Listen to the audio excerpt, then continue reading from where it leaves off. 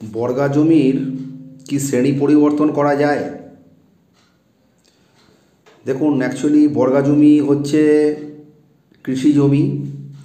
বর্গা যদি রেকর্ড থাকে, যতক্ষণ না আপনি বর্গা জমির রেকর্ড কাটাতে পারছেন, অর্থাৎ বিএলআরও অফিসে গিয়ে, ততক্ষণ কিন্তু বর্গা জমির শ্রেণী পরিবর্তন অর্থাৎ কনভার্সান আপনি কিন্তু করাতে পারবেন না।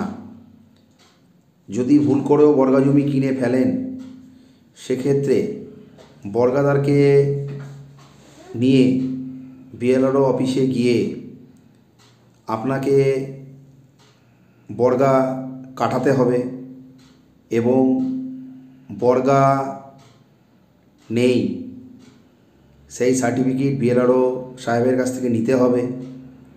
তাহলেই কিন্তু আপনার জমির কনভার্সান হবে, নচেত কিন্তু কনভার্সান করানো যাবে না।